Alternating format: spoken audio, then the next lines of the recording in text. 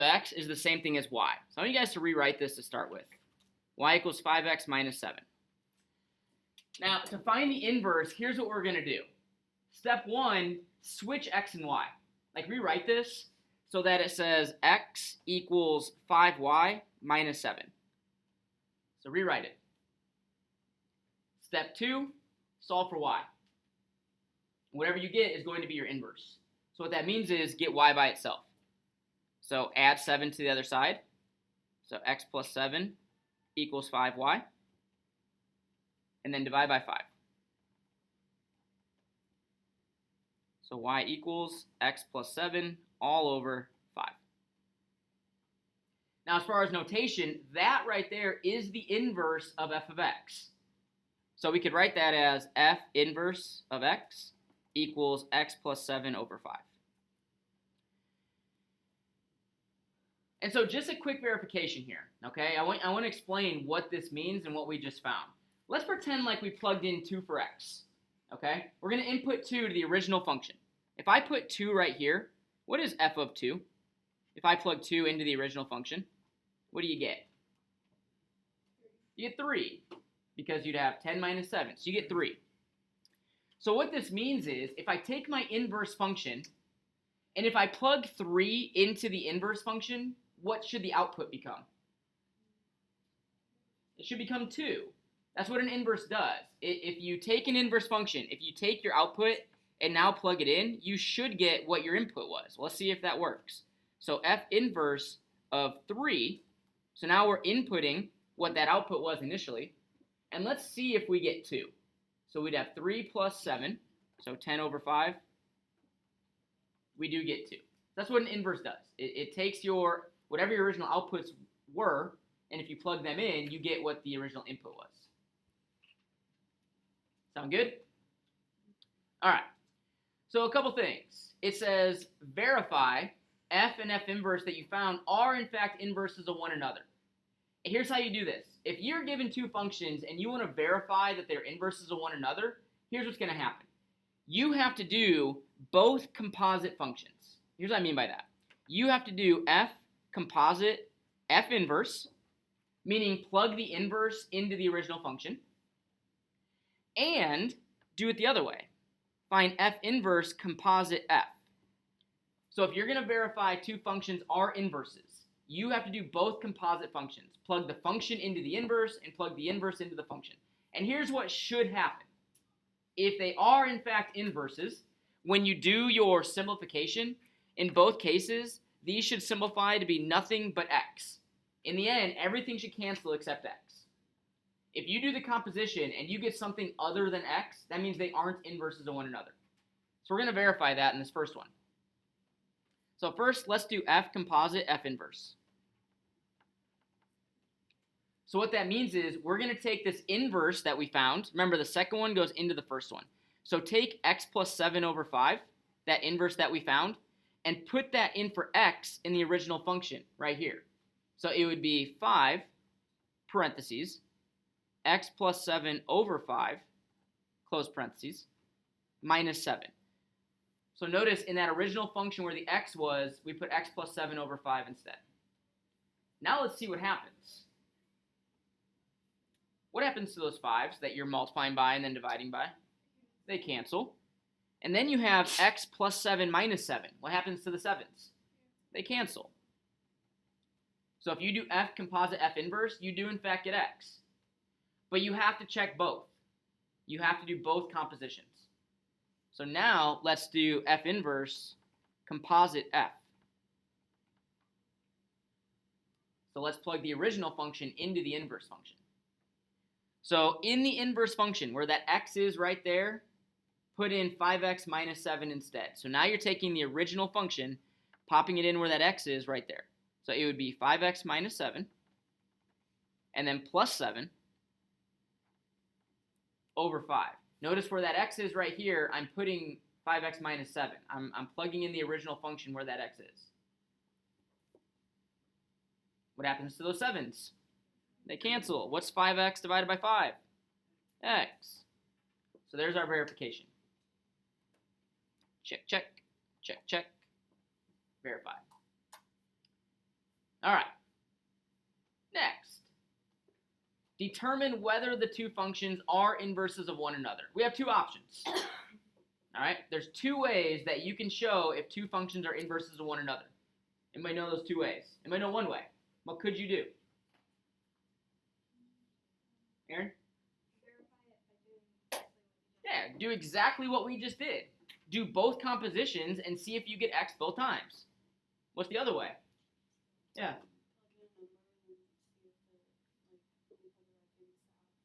The problem with that is, say it works one time, does that guarantee it works for every single input-output? No. So it's a good idea. Now, it can prove that they're not. If you do that and you don't get the same thing, then you just show that they aren't. So it's not a terrible way, but if it works, you need to show that it works for every infinitely many ordered pairs that exist in the entire world. That's why proofs are hard. When you do a proof, you can't just prove that it works one time. A proof is showing it works all times. So it's a good guess. What else could you do? If you find the inverse of f, and it doesn't turn out to be what g is, what does that mean? Then they're not inverses of one another. So the other option is find the inverse of one of them and see if it is the other one. So you do have both options. What do you guys want to do?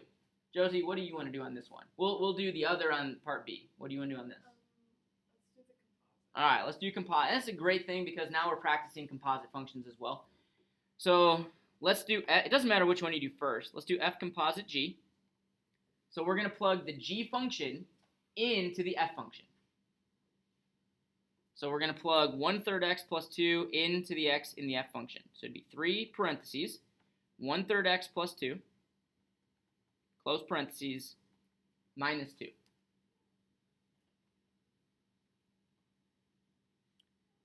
And then you could distribute that 3. So you get, well, let's see, 3 times 1/3 is 1, so you get 1x plus 6 minus 2, x plus 4. So we did a composition. Did we get something other than just x? So what does that mean? They are not inverses of one another. So no, f and g are not inverses.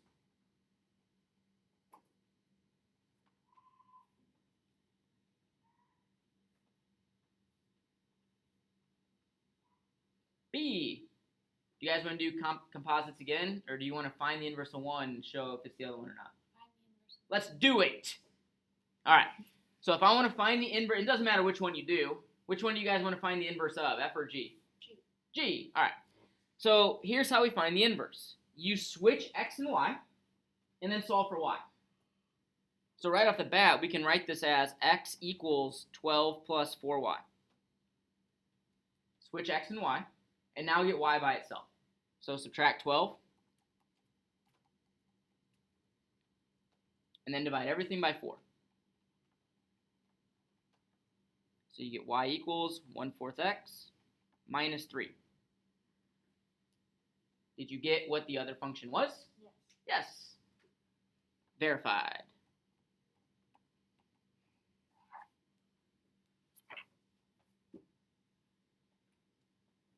What do you think, Rosa? You like the smiley face? Yeah. Adds a little pizzazz. All right. 3. Do the following functions have inverse functions? Okay. So not every function has an inverse that is also a function. Let me explain this. When it says do the following functions have inverse functions, every function has an inverse. I will say that. But not every function has an inverse that is also a function. Okay? So here's how we determine this. How do you determine if a graph is a function? What test do you guys use? The vertical line test. Well, to determine if a function has an inverse function, what test do you think you can use? If you had to guess. The horizontal line test. The horizontal line test will tell you if a function has an inverse that is also a function. And I'll show you why. I'll show you what it's doing. So I look at this first one. I have a function here because it passes the vertical line test. And now let's apply the horizontal line test. So basically take a horizontal line, like your pen or pencil or whatever, and scan it downward, just like you apply the vertical line test. And if ever a horizontal line hits your graph twice, then it does not have an inverse function. This first one passes the horizontal line test. So this one is yes. This one has an inverse function. And again, I'll explain what it's doing here, especially on the second one. So does the second one pass the horizontal line test? No, it doesn't. Okay, let's talk about what that means. This is a function, okay? This is a function. But anybody know what the horizontal line test is doing? Why it shows that the inverse is not a function? Out of curiosity before I tell you. Do you know? Anna? No. Edgar? Since it's like the inverse is kind of like switching the two like coordinates. Yeah. It's checking to see if like what would be the input has two different outputs. Yes. Yes. So here, I'm going to give you guys an example. So let's say we focus on this technical horizontal line right here, okay? I want you to look at these ordered pairs. I want you to look at these three ordered pairs. I'm going to list them out on the side. So this point would be negative 4, 1. And then the second one would be 2, 1. And the third one would be 4, 1. And this is fine. As far as functions go, that's fine. You're allowed to have the same output with different input. That's fine. But now let's think about the inverse. The inverse of this function. What would happen to these ordered pairs? They would all flip. So the inverse ordered pairs would be 1, negative 4, 1, 2, 1, 4. Does this represent a function? No. So that's what the horizontal line test is showing. That if you would switch the domain and range, do you have one input that corresponds to multiple outputs? That's what it's doing. Make sense? Savannah? All right. Let's flip it. Now, one cool property about functions and their inverses. I want to show in the book, you don't need to open up your book. I just want to show this really quick. So every function that has an inverse function, if you would graph both the function and the inverse, every single time, the function and its inverse are going to reflect over this diagonal line right here. This is the line y equals x. The line y equals x is that 45-degree line with y-intercept of 0 and slope of 1.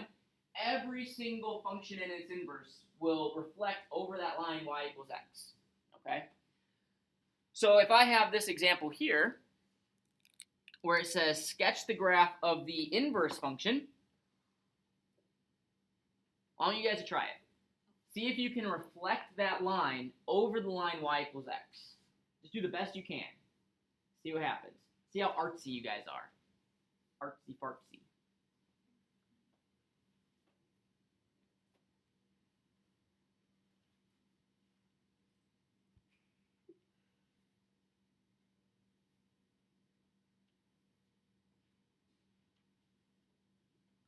Sketch that inverse.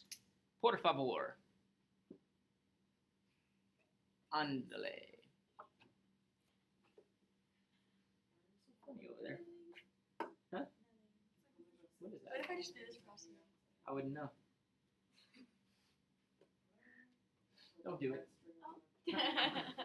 See, I was watching you. You said you wouldn't know. I meant if I was like right here teaching. Oh, I thought you meant like.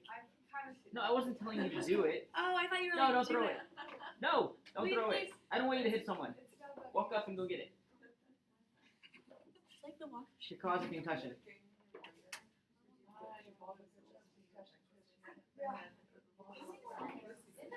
Really? Volleyball game, they beat Carmel. Was that a Wow, surprise? congratulations. I feel like anytime we beat Carmel anything, it's a shocker. She is your video paused. Nope. Can I say hi? Sure. Hi, everyone. I don't know if they'll watch it. Oh. But they might in the future. What if they do just like show clips of to the whole class? It's recording. Yeah, they can hear. Okay. So here's my advice. Here's my advice. I would, if it's going to reflect over the line y equals x, I would draw the line y equals x. I would draw it. Oh, like in the corners, you mean? I know. Like the what? What are you talking? My mind's like lopsided. Oh, I see what you're saying. Oh yeah, that stinks. What Oh, happened? Go through oh yeah, the corner of it. I see what you guys are saying. Oh I well, don't understand. we get over it. Okay, so here's the line y equals x. Now what I like to do, just to get a semi-accurate graph, I kind of go along the curve, and I don't know, it works best for me if I actually take my thing horizontal, and I just kind of estimate, distances. So if this point here would reflect over this line, that means it goes to about right here. And then I know that point's going to be on it, and I try to find some that are crossing out like crosshairs. So like this point right here that I'm pointing to, I know it's going to go to this one. Let's see, I'm going to keep going a little bit. And it's just an estimation. Maybe look at this point here that's at a crosshair. And so look, if I go up like 2 corner points, then I have to go up 2 more corner points and that to reflect it. So I just kind of go along my graph and just get some hit points. And it is just an estimation.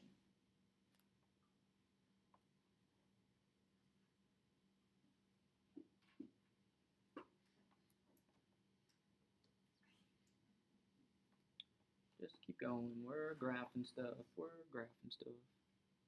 And then just draw the best you can. It's not going to be perfect, but.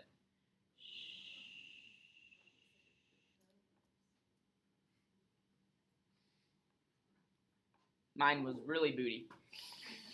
That's gross. I'm not going to on a quiz or a test, I'm not going to have you guys graph them. What I do want you to know is how to identify if they are, in fact, inverses of one another. Basically, the skill you need to take away is that functions and inverses reflect over y equals x. All right? Lastly, just kind of taking what we know about functions and inverses. Here's a table, and this could work if you guys are given a table or given a graph. They can ask these questions all sorts of ways. So I give a table here, but I could just as very well have given a graph here. It says, first find f of 10. Trevor, what is f of 10 from this table? 0. Yeah. Basically, it's saying when you input 10, when x is 10, what's the y value? That's what this question's saying. So 0. What about b? What does it mean to say find f inverse of negative 18? What's it asking you to do? It's that, yeah, now this, so normally the number in the parentheses stands for x, but when you do the inverse, now that flips. This negative 18 is a y value, and you're trying to figure out what x's correspond to it. So there's 2 answers, and that's fine. You get 2 answers there. C is pretty much asking the same question, just a little differently. They're giving you what f of x is. Essentially, they're giving you the y value, and you're looking for the x value. So when f of x equals 22, what is x? Negative 2.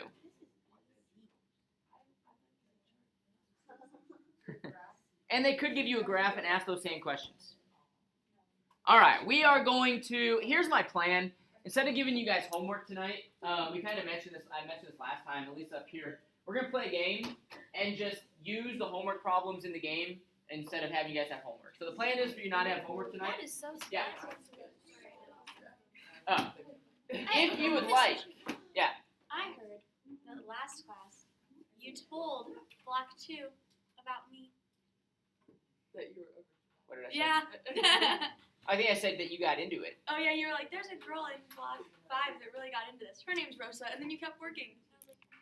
Oh, well, I don't know. And someone said, yeah, Rose is always Well, no, intense. that's on the videos. Oh, yeah, it is.